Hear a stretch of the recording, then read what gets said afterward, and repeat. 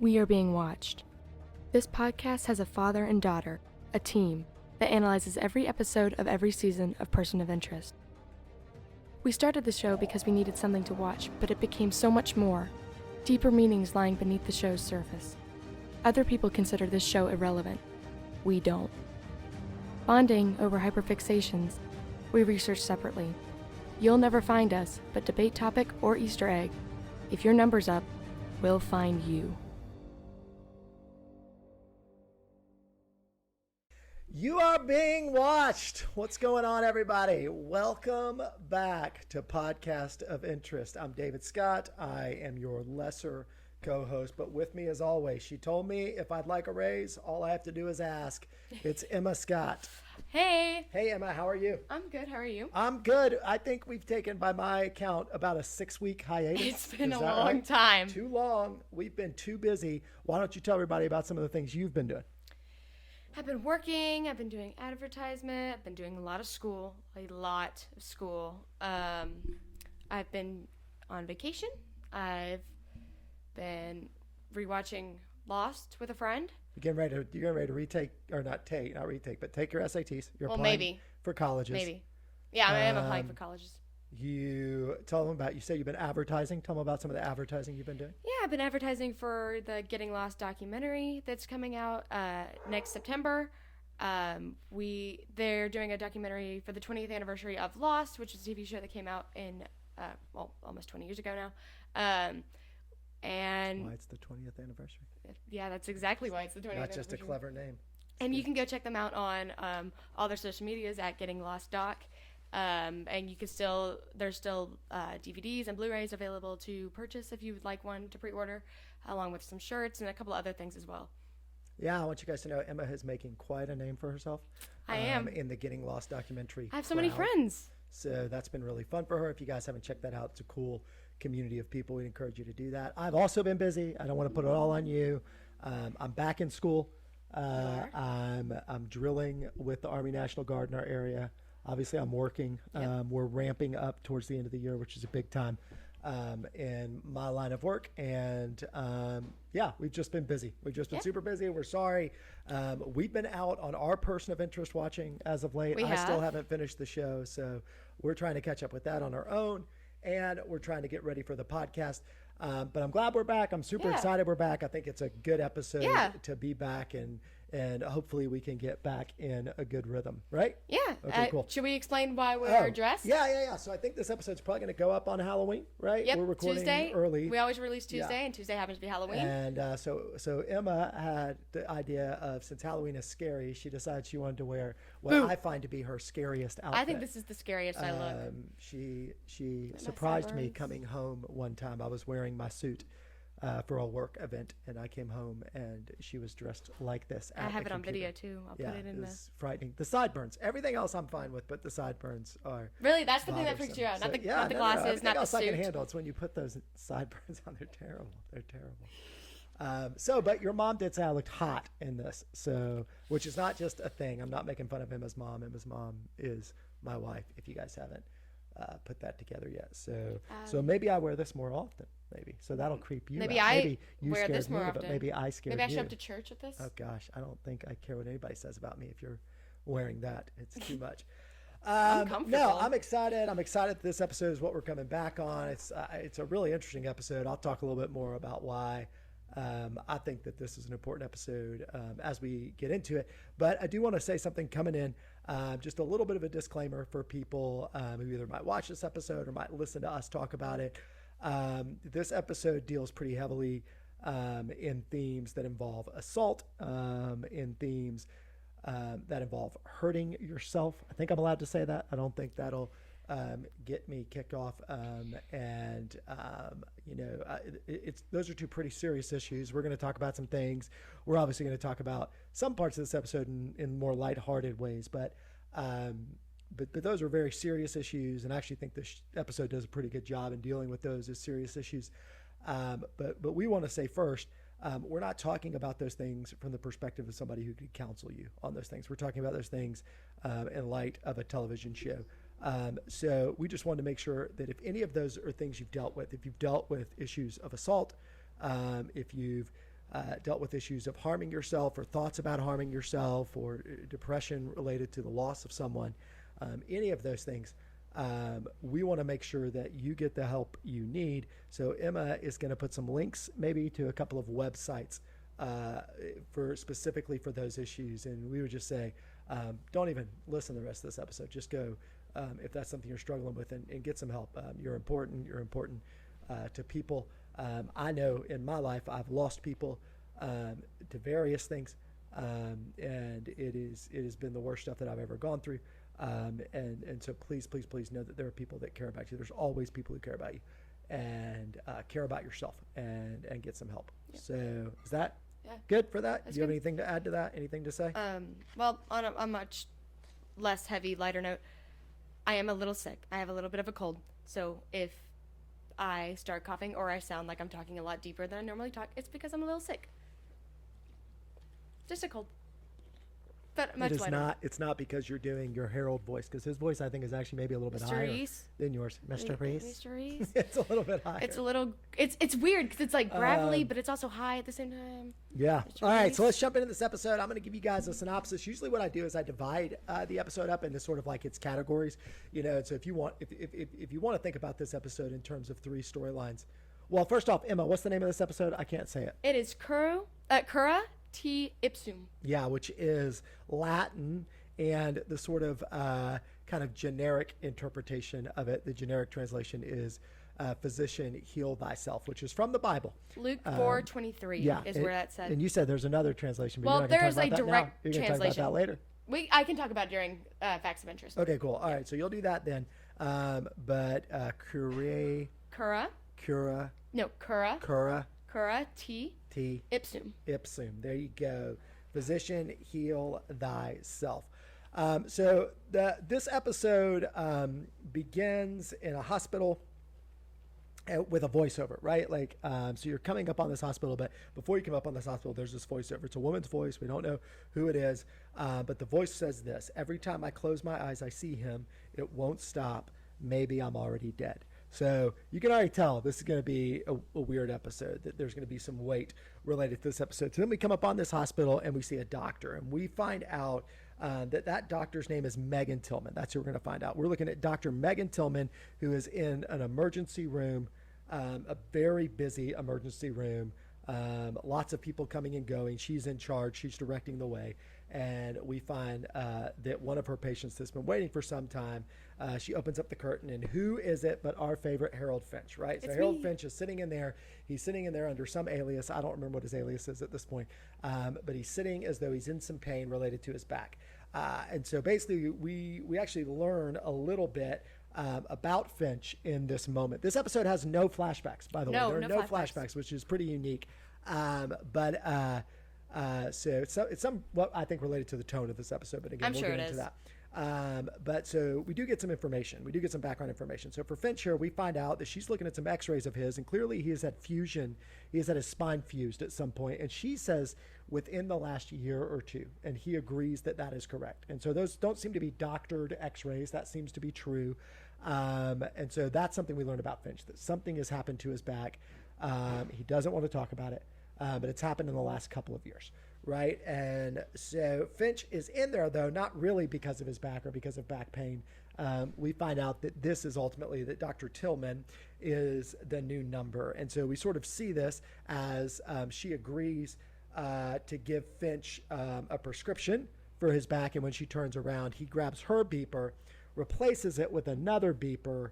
And like, I don't know how this works, but suddenly he replaces her beeper, and within like 10 seconds, the new beeper that he replaced it with goes off, and the old beeper that he took from her does not go off. So I don't know how that works. I don't know how he, in half a second, cloned and replaced and changed that. But you know what? I'm not Finch, right? And we also see in this part of this episode, Finch acting like he's in a lot of pain. And I think he's acting like he's in a lot of pain. I don't think he's necessarily in pain. Maybe it could be from the last episode where he got thrown around. Yeah. But what I think we're starting to see is Finch's acting skills, because we actually see Finch develop some pretty significant acting skills in this episode. So anyway, Finch leaves, and that's when it picks up that Reese is watching and following and surveilling this woman, Dr. Tillman. And here's what we find out about her. She is a workaholic. She was an ideal med student, and since she has gotten to the hospital, she has been a workaholic. She works all the time, tirelessly, in charge, spotless record. She is the ideal doctor if the ideal doctor doesn't get any sleep, right? Yes. Good so far? Yeah. All right. So Reese is following her around, and kind of the only significant thing that we see in terms of Reese following her around in this opening scene is that she goes to get lunch at this food truck during her lunch break, and she bumps into this guy, and this guy looks like a creeper, right? That's the nicest way I can describe him. Like all the other phrases I was going to use were things we wouldn't want to use in our podcast because we try to keep it PG. But this guy just looks weird. He looks at her weird. He looks like stalker, creeper kind of guy. Right? But that's all we really see of significance in this. Basically, she has no problems with anyone at the hospital, and she seems to live a pretty strict life of I'm either at the hospital or I'm home sleeping is what we understand. But actually, when Reese follows her home, when she tells her coworkers she's going home to sleep instead of going out with them, she's actually not. She's lying. She ends up getting dressed up, lipstick, and gets her hair done and does all these things. Does not look like the doctor version of herself at all, but she just goes out to this nightclub, right? And she goes to this nightclub and she sits at the bar, and clearly the sense we get is these guys just come up and hit on her. She wants nothing to do with it. So one of these guys hits on her, and Reese thinks he sees a gun, and so he chases this guy in the bathroom and kind of is getting ready to beat him up, but it turns out it's not a gun. Looks like a holster where he keeps his cell phone, right? And this guy's a loser too, which most of these guys who hit on random people at bars are losers. That's just a little life lesson for everybody out there. Don't do that. So it's not cool. So anyway, the only other thing of significance really that happens in this nightclub is that Reese noticed that the guy that she saw at the food truck is also at the nightclub. And so as she's leaving, Reese begins to leave, but he bumps this guy from the food truck and steals his wallet, basically. And he gets this guy's wallet, and he finds in it roofies, which are date rape drugs, right? Which are something you would slip into somebody's drink or slip into something and make someone pass out so that you could do terrible things to them. And so he notices these things, and that's when the red flag goes up for them that this is the guy that we need to check out. This guy's name is Andrew Benton. I think he's like a associate at a bank, a big bank. He's very wealthy. He just, long story short, he's very wealthy. He just looks like the creep. The guy, his hair, his suit, everything he's the creep who works at a bank. He's a jerk. And guess what? The roofies don't help his case at all. So a couple of more things they find out about Dr. Tillman is that she's at this club every night, and nobody really knows why. They can't figure this piece out, but they're pretty sure that Benton is the problem, right? That Andrew Benton is their problem. So Reese kind of moves off of Tillman and starts following Benton, right? And what he finds out is there's this string of accusations against Benton that have followed him through his life. Women that have accused him of drugging them and assaulting them, essentially. And so their thought between Reese and Finch is that Tillman has picked, is that Benton has picked Tillman for his next victim, right? So Reese breaks into his place, and again, this is the place. This guy is stereotype numero uno, right? Like you break into his place, he's got paintings of himself.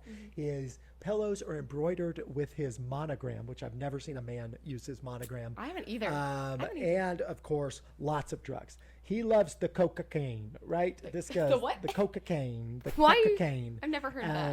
As Schmidt would call it. I was like, what? On New Girl, right? The crack cocaine. And this is something that they discover about him, right? So from here, and this is where I would usually kind of take an aside and say, we'll talk about Carter in the next episode. But so much as this episode kind of interacts with each other, I'm just going to talk it through. So anyway, between the drugs and the string of accusations and all these things, they've decided that Benton is our guy, and this is who we're going to chase down. So we cut to Carter, Agent Carter, right, at the police station, and she is watching the tape from last episode.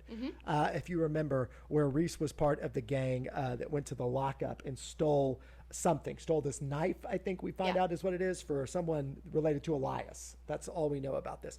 And so she's watching the videotape, and she is noticing the interaction because she is Sherlock Holmes. She's a detective. She is noticing the interaction specifically between who she believes to be the man in the suit. She is convinced the man in the suit is there, right? And even though he's got a mask on, she's convinced this is her man in the suit, and who she calls the little guy. The little guy. Finch, the little guy. And she has decided she's going to go question the little guy, who's supposed to be this paralegal who lives somewhere. We'll get back to that. I mean, he's only as tall as you. He's not that little. So, that's right.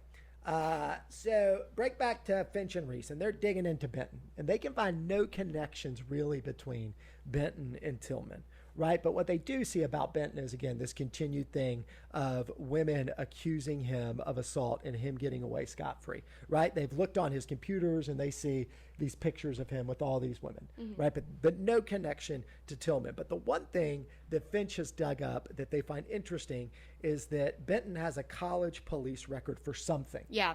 That has been expunged. So we can't tell. It's not on his record, and we can't tell what he did, but he got in trouble for something in college. And so this is the one sort of out there thing. So Reese says, well, I'm going to go to Fusco, right? My buddy, Lieutenant Fusco, this dirty cop who I can now make do whatever I want. And Finch kind of warns him, right? Finch is... no, this isn't when Finch warns him. I think that's actually a little bit later. It's a little so from then we cut to Fusco, right? So then we cut to a scene with Fusco, right? And Fusco's playing street hockey. No, it's right. No, you're right. The scene with John and it's later. No, it's not. It's before. No. I literally just looked up the script for it. All right. Well, I'll come back to it. Well, I'll check my notes. Okay. You can fix me later if you need to. So we'll see. We'll see, won't we? I Mr. just looked up the script. We'll see, won't we? That's what I was doing back there. So cut to Fusco. He's playing street hockey. His kid hits the ball under his car, as kids are wont to do. And as he chases the ball, who shows up but the drug cartel? What are they called? What's their name? They're a specific Mexican drug cartel. They have a name. I have it written down in my notes here somewhere. I just have them down as the drug cartel. Let me see. It's in my notes. It doesn't matter. We'll get to it at some point. I want to find it now. I can't find it. Anyway, so drug cartel grabs Fusco, and basically what they're saying to Fusco is like, we had some cocaine that these dirty cops took from us, and we want our cocaine back, and all of them are in jail, but you need to give us back our cocaine, right? Or something bad's going to happen to you, or something bad's going to happen to your kid, right? They say basically we're going to do something bad to you. And so there's that scene, right? Now, cut back to Reese, right? Reese has gone back to this nightclub because Tillman is back at this nightclub. And this is when finally Dr. Tillman and Andrew Benton interact, right? This is finally we see a real interaction between them. Benton sits next to Tillman at this open seat at the bar and basically hits on her, right? And he's actually incredibly charming. Which surprised me about this episode, right? 'Cause you thought he was just going to come back as sleazy and weird and whatever, but he's actually has some good lines. He seems disarming. What's interesting about him is he never appears to be the aggressor in this, which is really interesting, right? It seems like he is letting her make the decisions, but really you can tell, which is often the case in situations like this, you can tell that he's really just sort of using his lines to manipulate the situation. Yeah, to manipulate her. But what's interesting is she uses a false name, which stands out. She calls herself Kate, right? So they leave the bar together. They're walking down the street. She kind of says, well, where should we go next? And he basically says, well, I know a place. And she goes, oh, your place? And he's like, oh, you want to come to my place? So again, it's that thing where you know that he knows if she were to accuse him of anything, this is probably how he gets out of stuff. Is that he's like, well, I didn't say go to my place. You said go to my place. And so, and so clearly sleazeball from what we know about his background, but could also probably appear charming. So he invites her over, but she declines and leaves. And you kind of think, well, okay, end of story. But Reese continues to follow her as a good spy would. And she ends up walking through going to the top of this parking garage, and he realizes that it's not Benton that is stalking Tillman. It's her. She's stalking him. She is Plot looking twist. in and taking photographs of him going into his creepy apartment, right? And so the realization here is that they've been looking at the wrong person in terms of who is going to commit the violent act in this situation, right? And so then we get a classic commercial break, right? And we come back in. Good old freebie. And we come back in and we get our second voiceover, right? Same woman's voice. We can tell at this point it's not Dr. Tillman. It's somebody else. Yeah, it's somebody else. Same woman's voice. And this is what she's saying this time. It was my fault. I know that now. I tried to put it out of my head, but I can't, right? And so we hear that voiceover. But then we cut to a new scene, right? Which means you're right. You're right. That was the scene. So you're right. So going back. At one point, Finch, I told you I looked at the Finch script. warns Reese about Fusco because he thinks, basically he says like, he's a nice pet to have, but he's a corrupt cop. He's going to bite you at some point is what he says, right? Which is foreshadowing, It's obviously, in this foreshadowing, episode. But anyway, cut back up. So after this voiceover, immediately we cut to a scene with Fusco in the park. And Fusco looks jumpy. And he looks jumpy because there's a Mexican drug cartel after him. And his son. And of course, what Reese wants to do when Fusco feels jumpy is what? Sneak up on him, right? Because Reese thinks that's fun and It is funny. right? And so he has asked Fusco to get him the record of Benton so they can figure out what went on in this college situation, right? And so Fusco has actually gone above and beyond, right? But Fusco wants some quid pro quo, right? Fusco basically says, like, listen, I'm helping you out. You need to help me out. There's this Mexican drug cartel that's after me. And Reese says, specifically in the scene, oh, I'm familiar with that cartel. I had some dealings with them, right? And so that's important to know. Yeah. But as Fusco gives Reese this information, he says, listen, like, if I'm out, if these guys kill me, I'm not going to be able to help you anymore. Are you going to help me take care of these guys? And Reese says, there is no quid pro quo here. There's a lot of corrupt cops. If I lose you, I can replace you very quickly. So sorry, Lionel, you just give me this stuff and I'm on my way, right? And of course he says, please, which is his way of saying, look, I'm being polite to you. I'm so nice. Right? So he moves on his way. So basically the discovery from this information is that Benton, what happened in college is that he sexually assaulted a young woman. Right. And what you see in all of the reports, the first thing you see is in this young woman's report, she says he was an athlete. I was trying to impress him.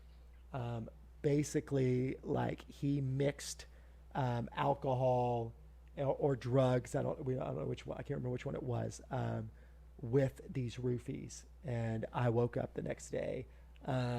And she was ashamed of what happened. She felt bad for what happened. And so she waited a couple of days to report it. And basically she waited too long to report it. And so they couldn't find any conclusive evidence to what she had reported. So she dropped the charges, right? And so the big thing here is this young woman, turns out, was Dr. Tillman's sister. And again, just this is the, what do you call these things? What do you mean? Sort of letting you guys know that something bad is going to come. Right now, the trigger warning. This is a trigger warning. warning. To let you guys know, we're about to talk about one of these things we talked about with self-harm, like and hurting yourself. But basically, she's the doctor's sister, and what we find out is a year later, she ended up in the hospital, dying from a drug overdose. Yeah. That Reese and Finch believe is intentional, right? And so, kind of what they gather is that Dr. Tillman is going to murder Ben to get him back. Mm-hmm. For what happened to her sister in what we think is like probably 14, 15 years ago while they were at college. And what's interesting about this is that neither Finch nor Reese really care, it seems like, that much what happens to Benton. Yeah. Right? They're not interested. There are future episodes where even someone is bad and they say, well, it doesn't matter. They have a moral But here crisis. in this episode, what's interesting is that neither of them even talk about him. They talk about her. Yeah. And what they should do. And basically the conclusion is Reese says, I know what happens to someone who takes a life. She is not a killer. Her job is to save people. She's a doctor. She's not a killer, and taking a life will destroy her. And so they're trying to figure out how to do something in order to help her, not to protect him. Yeah. And so Reese is trying to figure out a way, he says, to make him disappear. Yeah. Right? So now we get a break from this action back to Agent Carter's story. So Agent Carter visits Finch, right? And Finch is posing as a paralegal, and he is in an apartment that looks just like a paralegal's apartment should look, right? Like it has legal books, it has messes. It just looks exactly like the apartment a paralegal would live in. And he's going by an alias, and his alias is Burdette, which I think is this the first time he goes by a bird Well, alias? Finch is a bird. Yeah, Finch is a bird, so we don't know if his real name's Finch or not. But we assume his name's Finch. But this is an alias Burdette is bird-related alias. Burdette. So anyway, so she Stupid comes in. name. Finch is again showcasing his acting skills. I'm very impressed by Finch's acting skills. He's quick, in these too. tough scenes. Yeah, he has his backstory. He's handling it. She's asking him some questions. She asks him, does the name Elias mean anything to you? So that name comes up again. We heard that name in the last episode. We heard it in this episode. So there's a sense of like, okay, it's this Elias thing. It's obviously going to be something that runs for a little while. The other thing that Carter does is she shows the picture where she sees the man in the suit and Finch interacting. And she seems suspicious, right? She seems to be drilling Finch. What did he say? What did you say? They look like they have a conversation. Why are you looking at him? And so Finch basically says, I was scared to death. Yeah. And you may be used to violence, but I am not. Yeah. And this was horrible and traumatic for me. And and he's doing his best, but it does not seem to me like Carter's buying it, right? No. And she kind of knows where to stop pushing, probably for her job. But the big thing she says to him is like, oh, don't worry, we're going to catch this guy. Yeah. And it's almost like she's saying it to Finch so Finch can pass it on because she thinks these two are in cahoots with each other to me, right? So he calls Reese, Finch calls Reese and says, hey, we got a problem. I'm worried about Carter. She seems like a dog with a bone. She's not going to let it go. And what Reese is in the middle of doing is he's taking photographs of someone who is driving up and propositioning a prostitute, right? Yeah. Like something's going on here. We don't know 100% of what's going on, but what Reese indicates to Finch is that he is taking care of this problem right now. Mm-hmm. He says, I'm making a new friend from the police force, right? And so obviously we're led to believe that this is a police officer. And is Reese going to replace this guy? Use him to replace Fusco because Fusco's a problem? Is Reese going to use this guy to manipulate Carter? We don't know. We don't know what's going to happen yet, but he's going to use this in some way. Right, so move back to our main storyline. Reese has to head off to find Dr. Tillman, and she is at a meeting for survivors of sexual assault, right? It's meeting in a basement somewhere, and that's what we can tell. She is in a meeting for survivors, a support meeting for survivors of sexual assault. And we're listening to a woman that we've actually seen before, if you're paying attention, right? So this woman was already in a scene with Benton. Yeah. And so she is sharing a story about someone she works with basically assaulting her, and she can't do anything about it. And it sounds like Benton. The MO sounds like Benton. That's gonna be one of the my situation facts sounds like Benton. We're never told it's Benton, but we're essentially led to believe it is that this is Benton, right? That's one of my facts. And so anyway, so Tillman walks away in the middle of this to go get a cup of coffee. Reese uses that an opportunity to meet Tillman. She is a little standoffish, but she starts to share her story. And that's when he says he has lost someone and he constantly thinks about what he could have done. And it is a sincere moment. You can tell with Reese that he's not just telling a backstory, that there's something here. They share a moment here. And so we're led to believe that this is Jessica, right? Jessica that we've heard about in other episodes, because Jessica is the one that Finch says he couldn't protect, right? And so we're led to believe that that's the common pain that they share. Right, so cut from there back to what I call the Batcave, right? Finch's library. And so they're there together, and they're analyzing everything, right? They're analyzing Benton and how Benton gets away with things. The idea is that he mixes these roofies in with illegal drugs, and so women feel like they're going to implicate themselves if they say anything. So that's kind of what he's doing to protect himself in this situation. So they can't really find evidence against him. Right. At the same time, they're trying to figure out what Tillman's plan is. And so they discover that her alias, this alias Kate, whatever, that she's been using, she's used it to buy a home in Montauk, right by the beach. Right. And so Reese goes to the home. Right. He travels out there. He goes to the home, and the home is completely empty. It's spotless, except he opens a closet door, a pantry door, and he realizes that there's cases and cases of lye. Right, and there's enough lye basically for her to dissolve the body at this home with no trace. That's what Reese is saying. In the middle of doing this, you almost see Reese sort of admiring her work, right? Like he is kind of seeing himself in this. He's kind of seeing, oh, This is what she's going to do.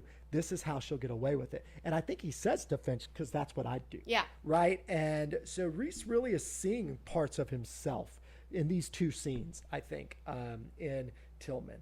And the guys wonder again, like, should we let her kill this guy? Like, should we just let this happen? What do we do with this horrible guy? Yeah. But the reason they won't do it is, again, Reese doesn't want her to go through killing, right? And so he says, I'm going to figure it out. I'm going to make him disappear. So the next scene is Fusco with a gun drawn outside the door of an apartment that the cartel is in. Yeah. And Reese shows up. And Fusco thinks, oh, good, he's come to help me. I don't know what Fusco's plan was with the cartel. I would love to know. Was he going to shoot them up? Was he going to try to take them all out? And was that going to be a good plan? I don't know. But Reese shows up, and Fusco thinks, oh, good, Reese is going to kill all these guys, so I don't have to. But Reese is kind of smiling. He's like, this is Reese and Fusco. This is the lighthearted portion of this episode, right? So they bust open the door. And Reese beats up the cartel. He does not kill them. He leaves them alive, but instead he steals some of their cocaine, which is essentially making Fusco's situation worse than it was to begin with. And Fusco wonders why, and Reese says, hey, it's for a good reason, right? And then we see the good reason, right? Reese immediately shows up in front of Benton's car, because clearly they blue-jacked Benton. And knocks on the window. Benton rolls down the window, says what's up, and Reese says, here's what's up, and he knocks him out, right? And then we cut to his car wrecked. The airbag's out. His face is against the airbag. There's the horns going off. It's a mess. Clearly, Benton has been in an accident. He's by himself. It turns out he is right in front of a police station.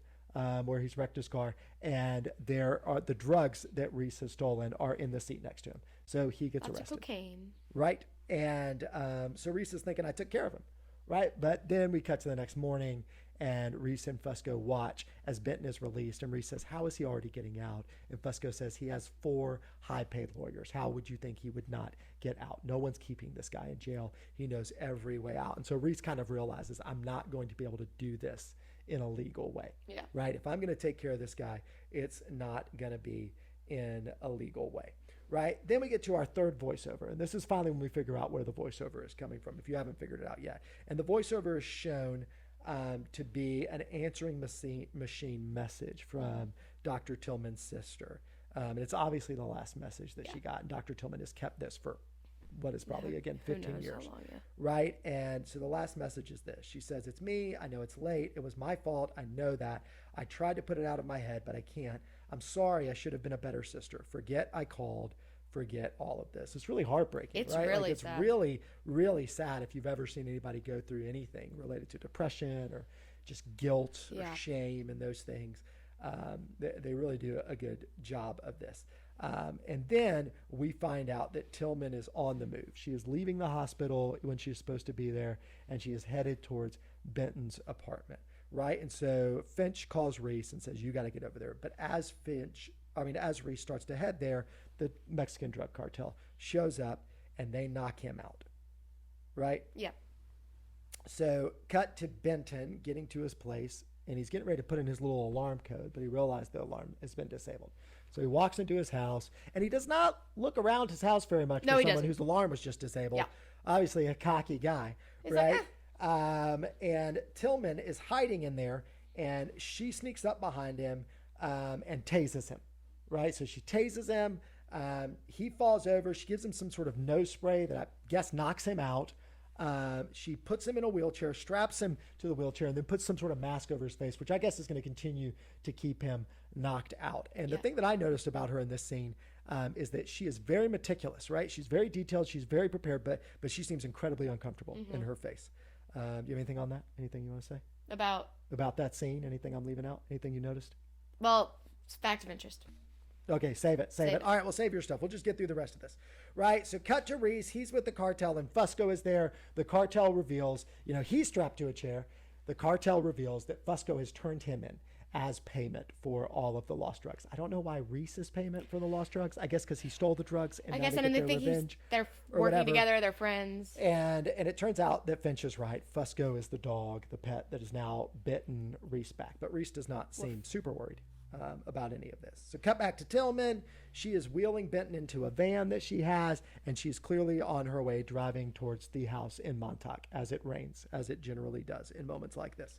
Right? Cut back to Reese. Reese is strapped to the table. They punch him, knock him over. He's laying on the ground. They pull out the classic, we're going to strangle you. The barbed wire. With this wire. It's not barbed, it's just Are you the wire. sure? It's I the feel like wire it you is. use to kill people in every show nowadays. In every procedural drama. This is what you use. It's Dad's favorite weapon. And so, and then Reese starts to say, I know you, I know who you are. And then he starts to speak to the guy in Spanish and basically says, like, I know that you betrayed your bosses by killing their son. And anyway, all this melee ensues, and Reese, of course, uses that to knock out the cartel, to tell this guy, if I ever see you again or you mess with me again, you're going to be the one who dies. And basically sort of pulls Lionel in and gives him a little head noogie and just says, Lionel, don't do that again, you little silly boy. No.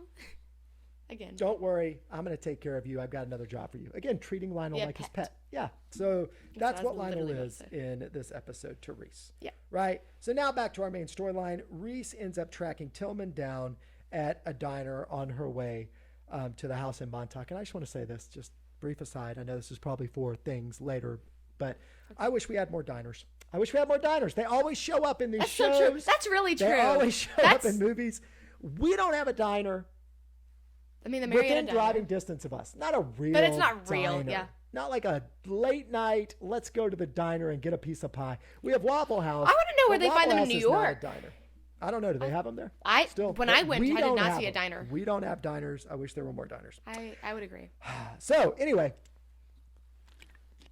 sorry, I need a little bit of a break as I go through these breakdowns. I always feel like I'm the only one doing all the talking here, Emma. Well, I get to do all the talking the next half of the show. So he uses her real name. So he tracks down Tillman. She's like, oh, you're the guy from such and such, but she's obviously just trying to get out of there. And he stops her, and the way he stops her is by using her actual name. Yeah. Right? And revealing, Megan, I know that there's a guy in the back of that van, and I don't want you to kill him. And this is a great scene. This is a great scene. This is why diners work so well in TVs and movies, is you can sit two people across from each other and they can just cook. It's right? true. I mean, that's what's happening. Let them cook. Is you put these two people across from each other and they just have this great scene. And what you can tell with Reese is he admires her on a number of levels, right? And what I see in this scene is Reese admiring her because she's smart enough to be a killer, but she's good enough not to be. Yep. Right? That's what he sees in her. He basically tells her, he says, you're a healer. You're not a killer. Yeah. Right? And in that moment, they share another moment, right? As two people that have lost people and want to hurt others because they are hurt. Yeah. Right? But what he says to her, she says to him, you would do what I'm doing. And what he says to her is, yeah, but you're not like me. Yeah. He says, I know what happens when you take a life. You lose a part of yourself. Not everything, just the part that matters most. And this is where I noticed, I don't know if you saw this, but this is where I noticed in this episode, and they do this a lot with Reese earlier than I ever remembered as I looked back. He's clearly breaking apart a little bit here. Like I think he's still finding himself. He has gone from I'm in control of this situation, I know what to do, to I'm struggling. I think this is him being humanized, because he's come from this place where, like, all he did was kill people. All he did was follow orders. And I think with Finch, he's now learning that, like, he's learning empathy again and sympathy and expressing his emotion and becoming human. Well, I think what's interesting about Finch is, like, Finch is not learning empathy, right? Like, and so why is he learning empathy when Finch isn't, right? And so you'll see some things with Finch. Anyway, we'll talk more about this. But anyway, this is like an interesting point for me, because most of the times, like when he's with Lionel, when he's with the drug cartel, he's in complete control. Yeah. When he has to stand up against somebody, he's in complete control. But in this moment, you can tell, like, he's not sure what happens next. Yeah. Right? And that's interesting. And I think what he's seeing in Tillman is a piece of what he wishes he could have been. Yeah. When he lost someone. I think right? so too. But he's also seeing what he is, and that he didn't choose what he's asking her to choose. It's great. I'm going to talk about this more later, but the framing in this scene is great. It's so beautiful. I'm so happy that you said that. And anyway, there's more of it. We'll talk more about that later. But basically, he is able to talk her into leaving, even though there's a little bit of mystery around what he's going to do with Benton in the back of the van. Basically, he promises her. She's like, he's seen my face. He's just going to get away with this. And basically, he promises her, neither of those things are going to matter. Don't worry. I will take care of this. Right? But we don't know what that means. And that's when Finch gets in touch with him. Right? Yeah. And in some ways, you think Finch is the conscious of this show, but in some ways, I'm not sure that he is yet. He does ultimately serve that role in a lot of ways, but I don't know that he's there yet, or we're just seeing it in retrospect because we've seen the show. But anyway, Finch gets in touch with Reese. Reese is in the van. He's got Benton. And they talk, and the most interesting part of their conversation here to me is when Reese asked Finch, why do you do this? Like, why do you do this? Because I think Reese is looking for answers, right? Like, I think Reese is 100% not sure what he's going to do. And he's not sure what he's going to do looking at Tillman in the diner. He's not sure what he's going to do talking to Finch. And then in the next scene, it's clear he's not sure what he's going to do. And I think what's interesting to me about Finch is Finch still won't let him in. Yeah. Reese is actually the more vulnerable person in the relationship at this point. He said trust isn't something he comes by easily.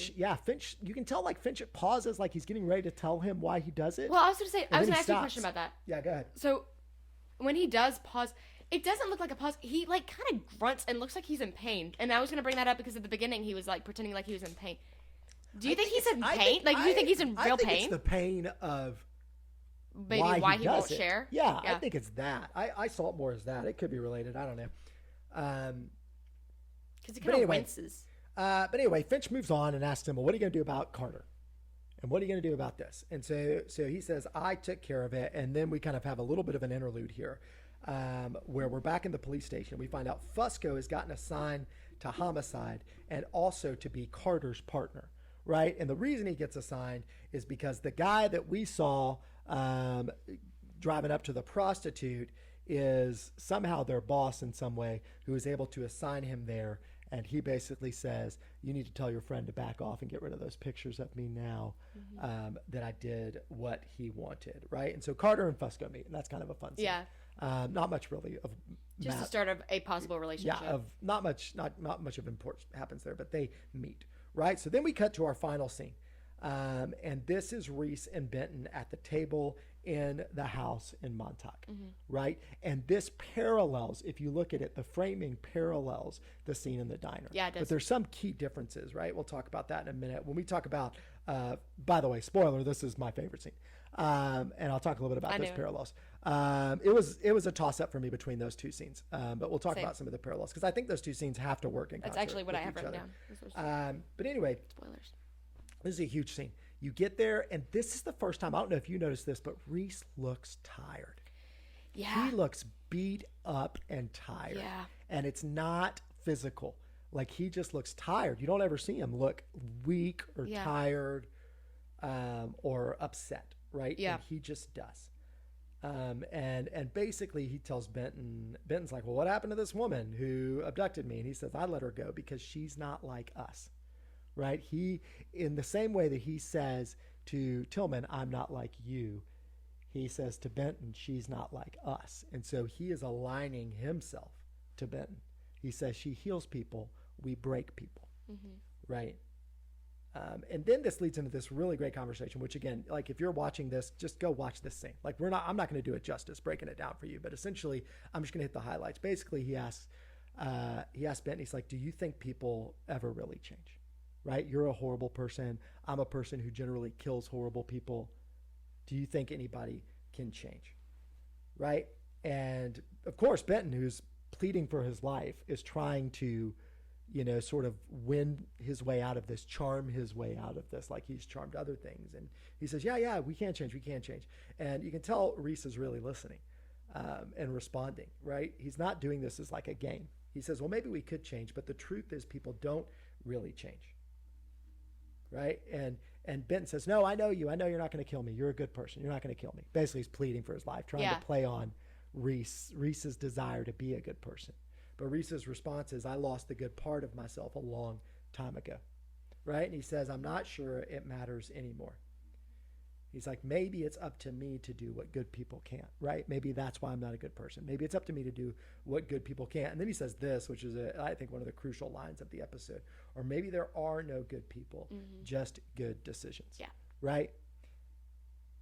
And this guy says, don't kill me. You're going to regret killing me. Reese says to him, what do you think I'm going to regret more? Killing you or letting you live? And then he says, Andrew, help me make a good decision. Yeah. And then, like no other episode before, it just fades to black. And that's all we know. Dun, dun, dun. We are left wondering what happened. So that is the episode. That's the episode synopsis. I hope it wasn't too long. I'm still learning my episode synopses. You did good. So let's go with overall feelings. Why don't you go first? What are your overall feelings? I mean, this is a really heavy episode. Like, it talks a lot about hurting yourself, hurting other people, whether it's mentally, physically, whatever. But I think it had a really, really good plot twist of Megan. It wasn't him, it was her. Yeah, Megan actually stalking him. Yeah. Because I think the first time around, I didn't catch that. I was like, oh, wait, what? And then I think the cliffhanger at the end is really good because it's unique and they haven't done something like that yet. So it kind of leaves you to wonder, like, what happened? Yeah. What do you mean? Will they answer in the next one? Will they? What's going to happen? Yeah.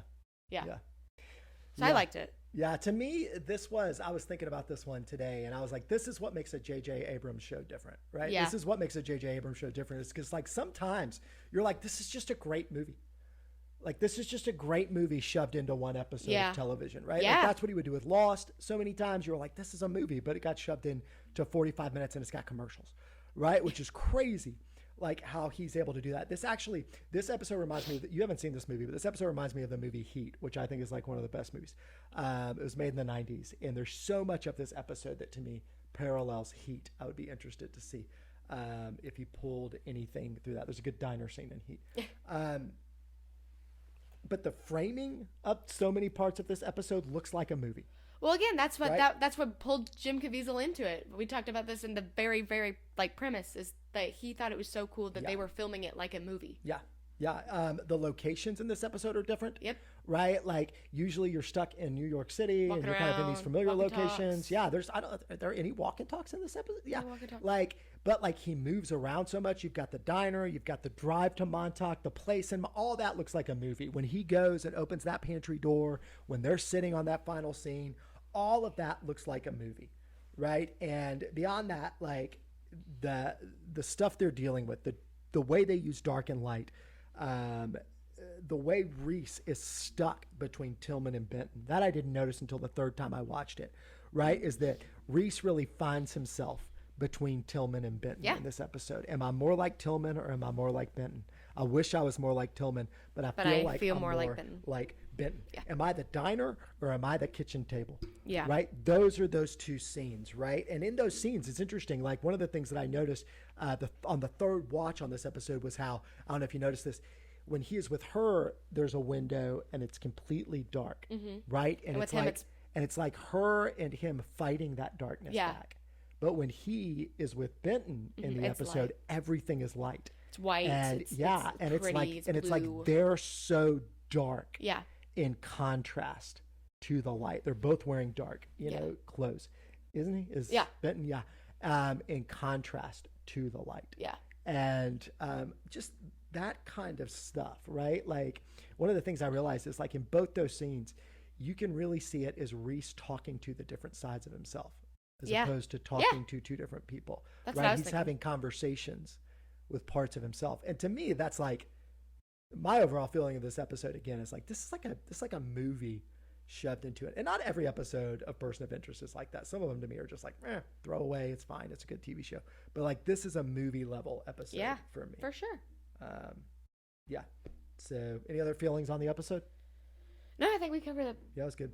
All right, you want to talk about the POI? Tell us about our number, Emma. Megan Tillman, or Kate Lemon, whatever her alias. It's played by Linda Cardinelli. Yeah. Cardinelli, I think She was that's how you say it. She's the first person in an episode, first POI that I recognized. Yes, from other me too. things. Me too. Yeah. She is known for playing Velma and Scooby-Doo, at least in the most well-known, the 2002 version, live action, which she also stars in the second one, and she's actually the voice of Velma in a couple of the cartoons as well. She is Chutney in Legally Blonde, and I forgot that. you forgot that? Yeah. I loved it. I thought it was so funny. That's funny. And The perm, right? The perm? yes, Yeah, yes, the perm? yes, Yeah. yes, the perm. And Lauren in Boy Meets World. She's also Cassie in the Brokeback Mountain. Brokeback Mountain. Brokeback Mountain. What Sorry. about, is she in the Marvel things, or is that somebody Yeah. else? Okay. Is Is she Hawkeye's? yes. Not Hawkeye. Is that his name? Yeah. Yes. Wife? Yeah. But I couldn't talk. Well, we're thinking back before. Yeah. But So she I ends didn't- up playing Hawkeye's wife, Yeah. right? And Anyway, she's she's gonna got be in- acting chops. The point Yeah. is she's got acting chops. She's the first, fairly well-known Yeah. actress Yeah. to guest star. Yeah. What'd you think about her? I think she did an amazing job. I love her. Yeah. I love her. I think she took on that role really well of being like angry and scared and very real. Like Yeah. I think she really felt pulled as an actress to do a really good job with this because of how heavy the premise was. Yeah. Yeah. And I think like she has to go toe to toe with Caviezel, which is not easy. Yeah. Right. Like in a couple of those scenes, like she has to match him, and she Yeah. seems to do a pretty good job. And one thing I like about her is like she doesn't overperform. No, right? Like she no. doesn't own too much. Like she's very, all of her things are really subtle. And also like she's like a completely different person when she's the doctor, when she's the girl. She's in the very good at playing nightclub, two when she's faced. when she's gonna be the murderer. Yeah. Right. She's just a different person. Yeah. No, I thought she did a great job. Yeah. She was really interesting. Yep. Anything else on her? Nope, nothing else on her. All right. What do you? Let's get to scene. Best scene. scene. Best scene. What's your Well, nominee for best scene? we both kind of already. Yeah. Give me talked your about- nominee. well, Do you have any second place? Well, my first. What's my your first, first? My first place is Reese and Finch. Yeah, the last Does he scene, die? the final Like, scene. yeah. Yeah. And then my second place is Tillman and John in the diner. Yeah. Yeah, those were mine. Yeah. We already And I kinda think that talked about those it two briefly. belong to each other, right? Like I I think it's do hard to too. separate those two. If you have to pick one, I think it's the final one. It's incredible. I just You should separate them just go because watch there's the dialogue. a scene or two that separates them. There's these things where I'm like, I remember like when we started this, I remember I was like, is Jim Caviezel a good actor? Right? That was one of my first Yeah. questions. And like, you I knew you were watch gonna these bring that up. scenes and you're like, he's incredible. Like he's just underutilized Yeah. in the world. Sure. Like he seems to do a great job. But yeah, that was mine. The final, the framing, the acting, and the music. The way they use I music, love music. and the way they cut out to black right at the end of that scene.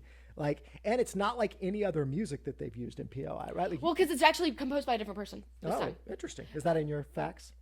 Yes. You want to go What's ahead and do his that? name? Go ahead and jump in that. Good. Go ahead and jump in on Well, facts. I had it briefly written down, but I forgot to write down his name. I don't have my phone because it's filming. But it's written by a different.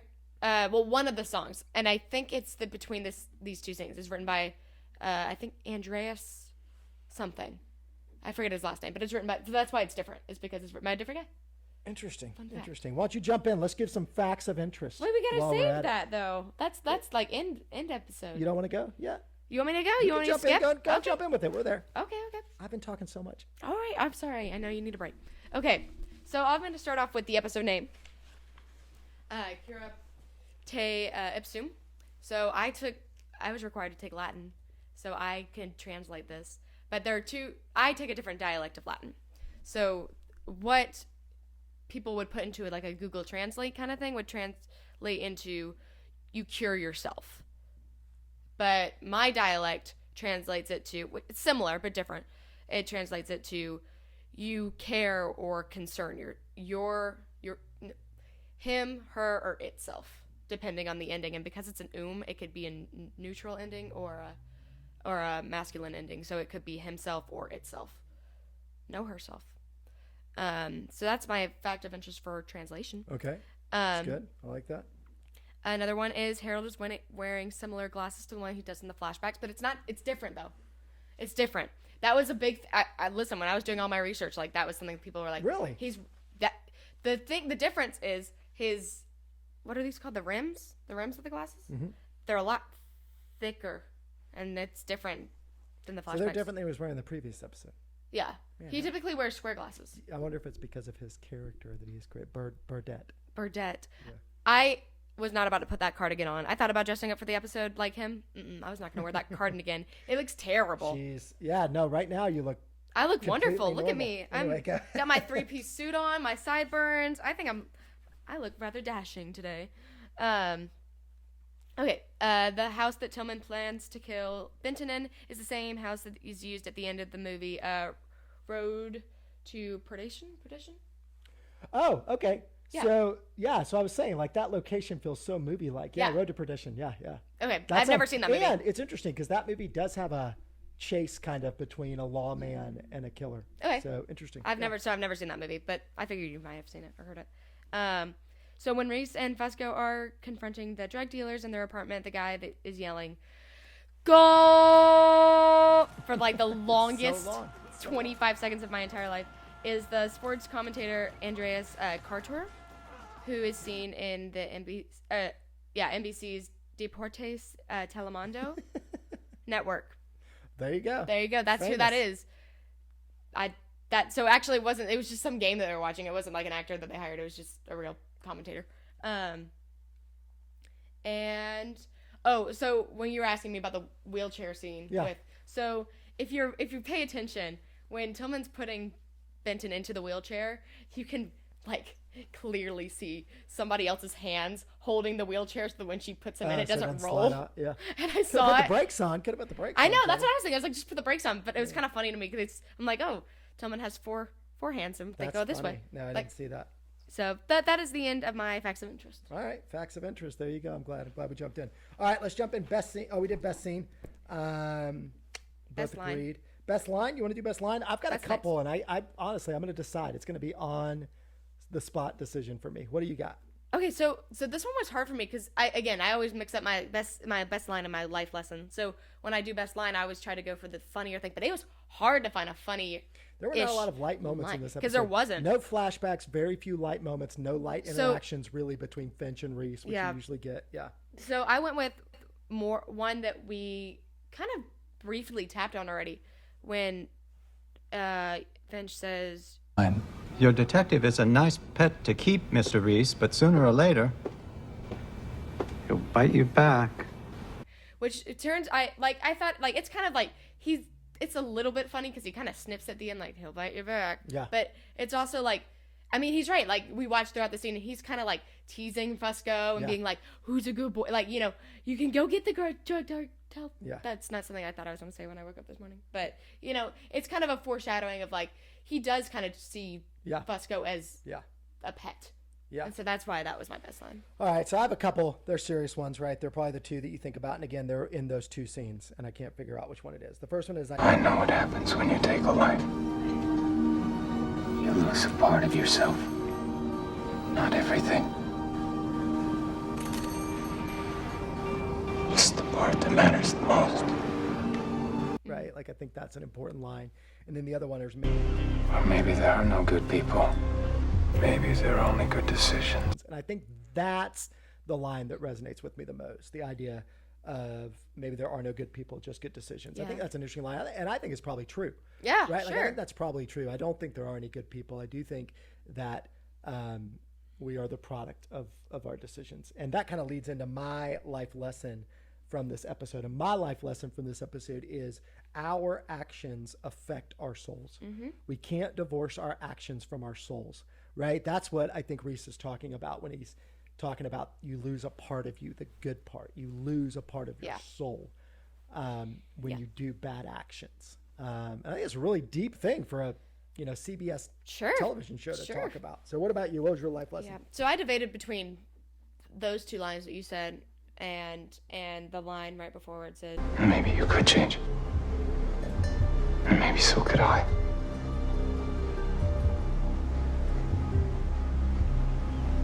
But the truth is, people don't really change, do they? I think I put that in because that's a question. Like, can people change? Yeah. Like, as the life lesson, like, And he's like, yes, but he is begging for his life. But like, I think that's a good like philosophical like debate. Can people change? It's it's definitely one of the questions that they're going to try to answer, right? Like it's left unanswered in this episode, and so there's this idea of like, what is Reese going to do with this guy? Yeah, right. Like that was my big question. I mean, the first time I watched this episode, my big question was like, what are we going to find out? Are we going to get to know what Reese? Yeah, me too. Me too. Like so, yeah. I think it's definitely a life question. Right? Is can people change? Yeah. All right, you got a better name for this episode? I do. I do not. No? I thought the name was pretty good. Anything I came up with was worse. Okay, I'm pretty proud of what I came up with. All right, let's hear it. And I translated it into Latin too, because I know how to do that. So I said it should be called esse aut non esse, which translates to. What are you laughing about? That's funny. Go ahead. It translates to be or not to be, which is Hamlet, which is the scene in Hamlet when Hamlet is deciding between life and death, to be alive or to be dead. And I think that is what plays a big part. It's like, should I kill him or should I not kill him? Mm-hmm. For both Tillman and for John. Yeah. Like, John is like, should I kill him? Should I not kill him? He has that conversation. Yeah. She's like, should I kill him? Should I not kill him? Should we let her kill him? Should we not let him kill? So, and it's literature. So I figured that to be and not to be is a good. No, that's good. I like that. That would actually then also Latin. No, I think that's good. I think that might be a just as good name for this episode, I would say. Okay, thank you. I'll give you that. All right, worst acting. What do you got for worst acting? I'm pretty sure I made a face while we were watching this too. I'm curious as to yours. I'm really curious. Okay, so in that second, like after John's been captured by the drug cartel and they have a fight scene. Oh my gosh, are we gonna have the same? Oh my gosh, do we have the same? I didn't think. Go ahead. He throws a punch. At one point. That's not it. Oh, okay. John throws a punch. John throws a punch at this one guy, and it is the like fakest looking like reaction. This guy like he throws it, but the guy doesn't react. Like his timing is off because the guy goes like he punches and then the guy goes like it's just off, and it bothered me so bad. Yeah. And I get that. I have another one, but I want to hear what yours. Well, so my worst acting. So I have a worst acting, and then I have a best surprise actor. Okay. So, because I went the other way. Because the first couple of times I watched this episode, I was like, I can't find a worst actor. And I do want you to know that Jim Caviezel gets a lot of credit for me for this episode. He does incredible things in this episode. But mine is in that same scene when he's captured by the drug cartel, and he's sitting and he's knocked over in the chair, and he starts to speak in Spanish. No, not in Spanish. But before he starts to speak in Spanish, he's speaking with a Spanish accent. He starts to use like an accent. And he's I don't think I noticed that. Go back and watch it. He starts to use an accent for a second. And I'm like, why is he using an accent with this guy? I'm sorry, but you're gonna lose your head. Like, it's horrible. It's stupid. It's before he starts. It's like he forgot he was supposed to speak Spanish. And so he just did English in a Spanish accent. It's terrible. I think he was prepping himself. I don't know. Sometimes I slip into accents. Sometimes you slip into accents. Right. Yeah, but this is paid television acting. That's you don't fair. do that. That's true. All right, what do you got? Okay, this is kind of like a question for bad acting. What? In that end scene. Yeah. Is Adam Rothenberg, who's Benton? Yeah. Is he good in that scene, or is he bad? I think he's good. I think I think this goes. We're getting into questions, right? Well, I mean, it's right after. We're getting to questions about the episode. Yeah. So, which we can go to that next because that's a good question. I think he is. I translated it because I thought about that same thing. I translated it as a good job of him as an actor, being this sleazy banker, trying to act his way out of a bad situation. That's fair. That's what I took it as. Okay. So I didn't think it was bad acting. I just couldn't place it. I think couldn't it was figure clear. it out. Like I was like, this is exactly how somebody who's trying to save their own keister would act. Yeah. So that's a good for any questions. I do have one more thing I want to say. So my surprise great actor is the head of the drug cartel. That guy's like pitching 100 miles an hour. Yeah. When he's in that scene. Yeah. When he's talking to Fusco, he's like, we're supposed to be. What are you supposed to be? We're supposed to be drug dealers. Yeah. Right? And the way he's talking to him and the way I love that guy. I feel like that guy comes on the scene. I will remember him from this episode. That's I have no idea funny. What else he's in. I love his mustache. I love his attitude. You love mustaches. I love it all. Do I need a so mustache? he's my surprise. I know. I was studying him. I was like, he's got to mess up. My surprise. He did not mess up. Because I thought he was going to be a bad actor. See, I did too. He wasn't. He's just pitching. He's pitching 100 miles an hour for like. Good for him. He's in the whole thing for like 2 minutes maybe, and I probably a little enjoyed every second.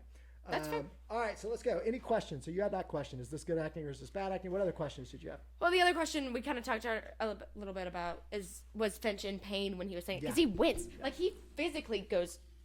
And I was like, I mean, at the beginning, he was saying that, like, on a good day, it's a 8, and right now it's like a 3 or something like that. But I don't know why I just dropped my voice lower for that. But yeah, those are my 2 questions. Okay, so I think I had 3 questions. The first one, I can't remember one of them right now. I'll look back through my notes. But the first question I had was, how does, like, I need the backstory on Finch's aliases. Like, how long has he been putting them into place? Like, he's got so, like, he has to haul tail down to that evidence lockup place, and he's already got a paralegal, because you have to have IDs and blah blah. And so he's already got all that in place, because that's last minute.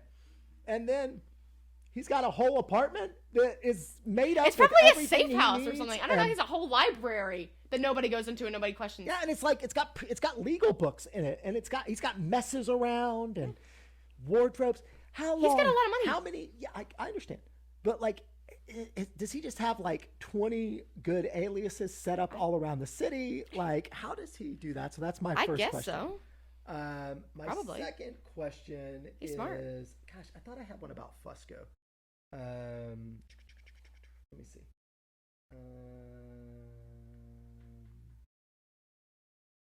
No, I'll skip that. My other question is this.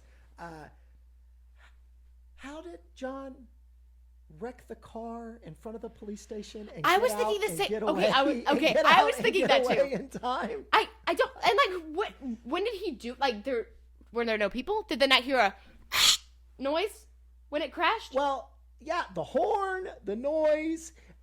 Was he driving the car, or did he put like a brick? Benton driving the car? Well, because he could have put like a brick on the gas. Yeah, maybe, I don't know. Put but his how foot did on he the get gas? out of there? How did he clear out so quick? So he's the man in the suit. He can disappear. Those are my questions. Those are my unanswerable questions. That's all fair, right. So where are they now? Person of interest 10 years later? Where is Dr. Tillman 10 years later? I think I got a good one. I got one. I said I think that she goes back to work at the hospital, but she also has this like psych job kind of thing where she starts like a support clinic for people who have been like sexually abused or have gone through something similar that her sister did, or for people who have been in her situation where they've had family or friends go through the same thing, and like learning how to cope with them. Okay. Cope with those things. So here's mine. She goes back to Benton's apartment, basically takes it over, takes all his cash, sells everything he has, sells all the drugs, gets all that money, buys the nightclub, and then uses it as a place to trap predators. Oh, it's her second life. That is my 10 It's years Kate from now. Lindman. She is running the nightclub, but as a place to trap predators. And she's employed. Whoa, that's good. She's employed the woman that was in the support meeting. She's just that's darker than mine, but I like it. Thing. So there's my 10 years later. I like all that. Right, all right, who won the episode? I said Megan. Who's Megan? Tillman. Oh, she won the episode. Why'd she win? Because I think she, again, like we can go back to the diner scene where John's like, you have everything planned out. You could get away with this. But you have a second chance to look back and be like, do I want to go this far? Yeah. Like you don't know what it's like to take a life. You're somebody who has given their life to help people, to heal people, to take care of people. But if you don't get to go back from killing somebody. Yeah. Once you take somebody's life, you don't get to go back from that. And I think that her looking back on that and knowing and like giving it up and saying, okay, John, I'll back off, is why she wins the episode, is because she could have done it and she would have gotten away with it. And she didn't have to listen to John, but she did. Yeah. And I think that's crucial. All right. That's good. I think I was trying to look it up real quick because I just realized who I thought won the episode while you were talking. So I haven't looked it up. So if you look it up or you look it up, somebody on the internet looks it up, I think whoever directed this episode won the episode. I think this is an incredibly directed episode. I think the way it's cheating. Why is that cheating? Because of the character. It doesn't have to be a character. There have been episodes where I was like, Caviezel won the episode because he acted well, right? Like, well, yeah, but no, I think the director won the episode. I think the way they framed, the way they chose to frame the locations, the way they used music, I think all of that is an indicator. Like that won the episode for me. I was about to give it to Caviezel again because of the scenes, but I think the scenes are magnified by the way that this episode's directed. I still feel like you can't. I'm gonna go with the director. I mean, can like, go with what I no, want. no, I mean, tell you. You can go with. I mean, I like nothing against the director, but I Listen, feel like you have to choose an maybe there actor. Maybe there aren't good answers and bad answers. Maybe there are just good decisions. Oh. And the director I is a see, good I see. decision. I see how it is. All right, you got anything else for this episode? No, I don't have anything else for the to do? episode. This is a good episode. Final thoughts on this Final episode. thoughts. What do you rank it out of 10? What do you rank it out of the episodes we've seen? Gosh, it's so different. I feel like than any of the episodes, but I mean, I'd give it like a 9. Like that's what I was gonna give it, like a 9. I just think again, it's so different. It reminds me, you said Road to Perdition. It reminds me a little bit of that. It reminds me of Heat. And it's like, to me, it's just so set apart in terms of like the way I'll think about other episodes. So I give it a 9. Yeah, I would give. That's what I was gonna say. I was gonna give it a 9. Yeah. Cool. Cool. Well, it was fun. Hopefully we're back and we will get another one up next week. Happy Halloween. Happy Halloween, everybody.